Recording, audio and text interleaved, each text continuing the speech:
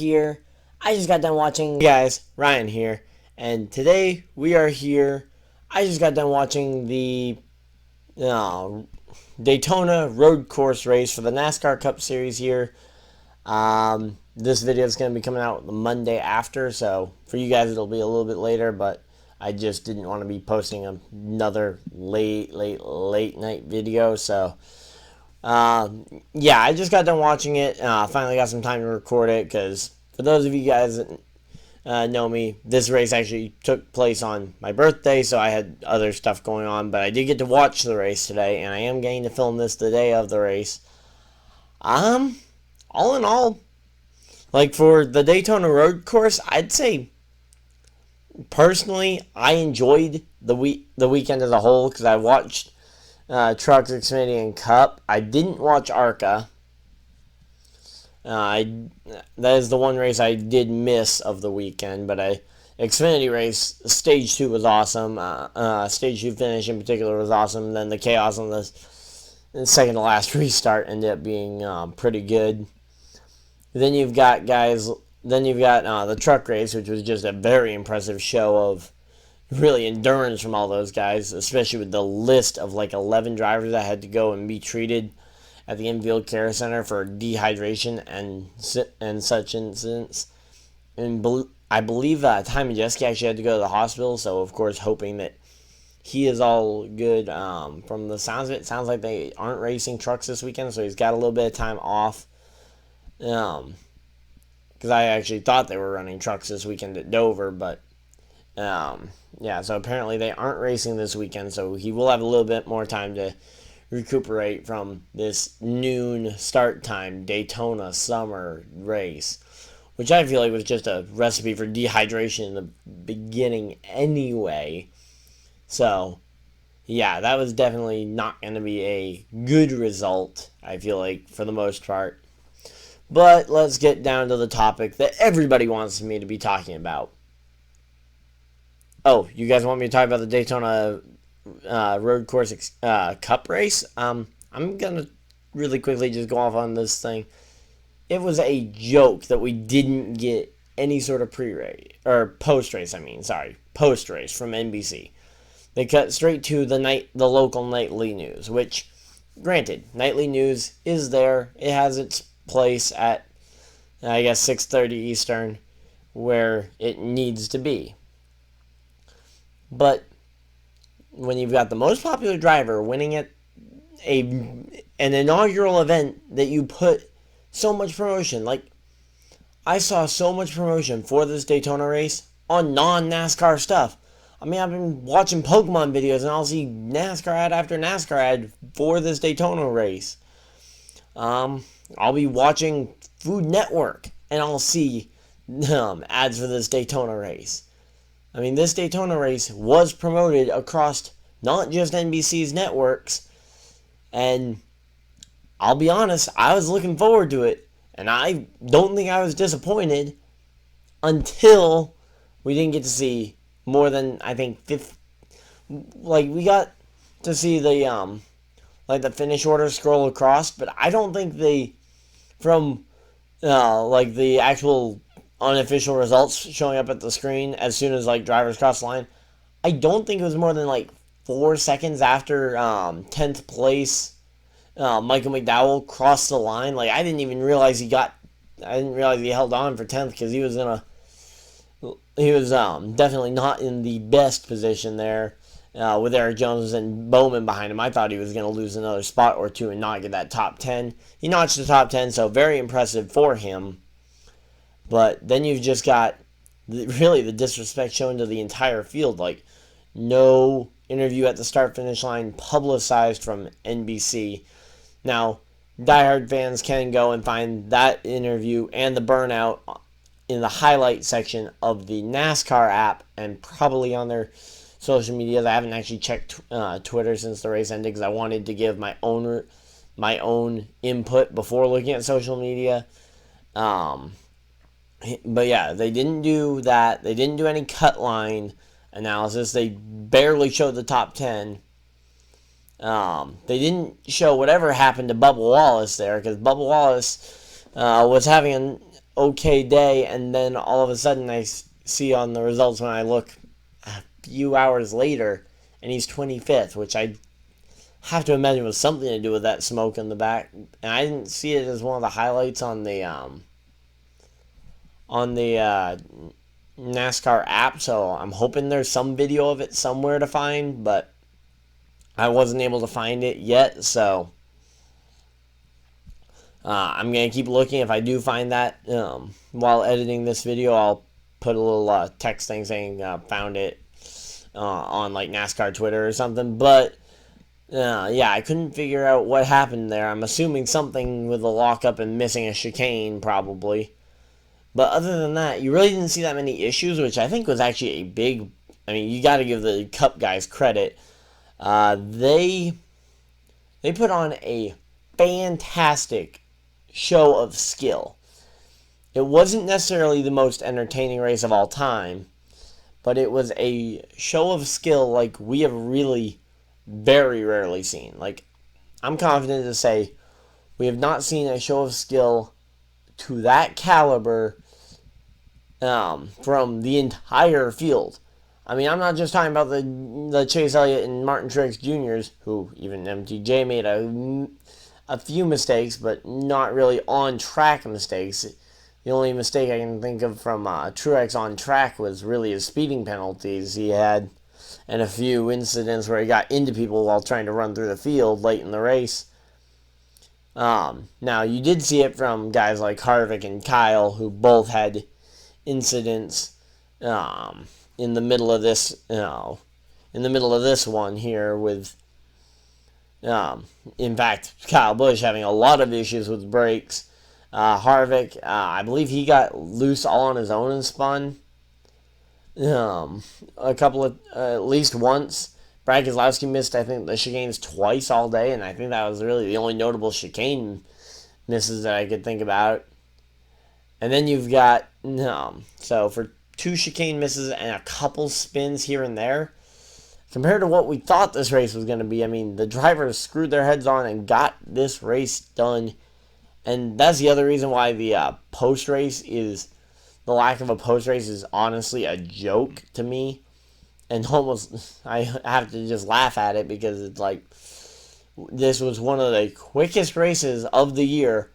We had one caution that was not for that Thunder that we did have, which was roughly a 35 minute delay. And then you had the 2 stage cautions, which had a little tire debris during one of them, but nothing that added any extra laps to the event. And a Kyle Busch wreck late in the race. But it didn't send us to overtime.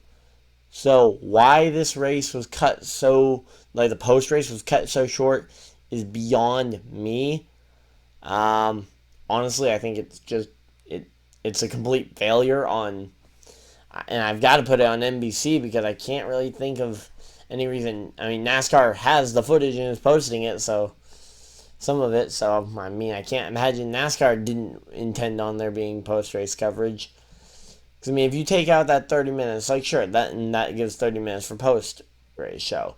But let's say we take out that lightning delay and we add an overtime finish or 2.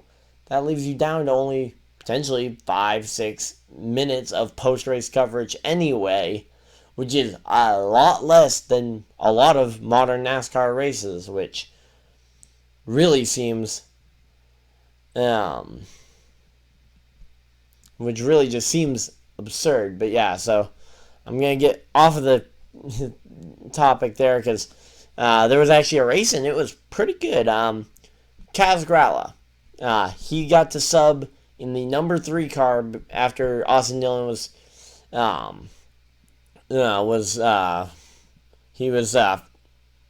what's it called? He was diagnosed with the virus that we can't talk about here on YouTube. Yeah, so he was diagnosed with it, so of course he could not be at the track. He could not compete this week. Prayers going out to him and his family that hopefully they're all staying safe in all the middle of all this. But Kaz Grala, 7th place finish at the road course. I mean, I feel like that result there, especially with how legitimate I feel like the race was where they actually got the race in, and it wasn't like an overtime finish. There was a late caution, but he was up in the top 10 legitimately most of the race. That I feel like deserves a full-time Xfinity ride, if not better, for next year. Now, I don't think a Cup ride is a full-time Cup ride is obviously there, but maybe the treatment that Reddick got last year, or even Hemrick got last year, where it's one or two starts throughout the season in Cup while a full-time Xfinity ride is there. I think he's earned it, to be honest. I think he's earned that at minimum, assuming that the funding is there. So Kaz Grala, that was an amazing performance there from him, and really that's the last time I remember hearing about him was when he got dumped at Canadian Tire, another road course race where he was in contention for the win late and ended up not getting the result he had hoped for, because he was on track to potentially win that race, or at the very least finish a close second to Austin Cindric, and didn't get the finish he was hoping for. But yeah, he definitely got the finish this week, 7th place there. Jimmy Johnson 4th, did really well, but of course with stage points being as prevalent as they are, and William Byron earning a lot of them, Johnson only gained about 1 or 2 points on the cut line from the beginning of this race to the end of this race. I don't know the official numbers because, again, NBC didn't show them at the end of the race.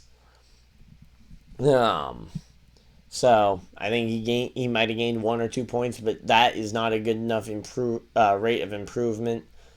Because if he's only gaining a point or two over the course of the next 4 races, that will not get him in. Same with Eric Jones. Actually lost some points to William Byron coming into this race because he did not earn as many of those stage points either, and he finished behind Byron in the race. 11th to Byron's 8th place finish that he managed to get. I kind of talked about it earlier. Road course ace Michael McDowell, personal favorite driver of mine. Really like McDowell. Glad to see him get a top 10. Running third at the lightning delay. Part of me wanted to see it called there so that he gets a 3rd place finish. Part of me wanted to see them restart the race and him take the lead. In the end, they restarted the race, but no one was touching Chase Elliott all day today. So I think, in conclusion, the best driver won this race. The best driver, the best car, the best driver-car combination at this track won the race today. Do I think that he could have lost it? Yeah, I think he definitely could have. I mean, Denny Hamlin on that late restart, given a second opportunity, maybe he bullies Chase a little bit more in that overtime potential. Ends up getting it on an overtime restart. If he'd gotten another shot at it, I'm sure if you ask Denny, I'm sure if you ask him, hey, what do you think you could get him on another shot? I'm guarantee it. Denny would say absolutely. That he could get Chase given one more opportunity. We didn't get one more opportunity, so Chase Elliott, the deserving winner, I think, got the win. And trying to kind of establish himself as the 3rd driver in this race. Because really, it's been Harvick, Hamlin at the front, but 4 drivers go to Miami. And at least one of them will be guaranteed on points. So I think Hamlin and Harvick are pretty much locks for Homestead. And I'd say we're going to see 3 drivers pretty much be locks for Homestead based on points. Or at least as our quote-unquote big 3 for this year. Like last year it was the 3 Gibbs cars. The year before that it was your big 3 Truex, Kyle, and that. And with Kyle Busch's late wreck here, I do not expect more than a round of 12. I expect kind of like what we saw from Keselowski the last couple years. But it's really a dead heat, I feel like, between Keselowski, Logano, and Chase for that 3rd spot as one of the big 3. And I think someone like Ryan Blaney definitely makes a very strong case for them making it in as well, especially with Texas in that round. If Ryan Blaney can finally finish one at Texas in the lead, he would be your 4th driver in, and then there's your championship 4. Blaney, let's say Elliott, Harvick, Hamlin. I still think the favorites have to be Harvick, Hamlin going to Phoenix, but who knows? But yeah, so I think in the end that's going to be the big thing to watch over the next few races is who establishes themselves as the third driver of that that eventual trio. I feel like it should end up becoming. Now it might just stay a duet between Harvick and Hamlin all the way up until we see the official championship 4 at Homestead, or not Homestead, sorry, Phoenix. But yeah, so I think that's pretty much all the storylines from this race. Yeah, you had Hendrick Motorsports really recovering. Going into Dover as a big weekend for Jimmy Johnson. I'm expecting some big things. I've got some Jimmy Johnson uses left in my NASCAR fantasy for him. Hopefully he can do well.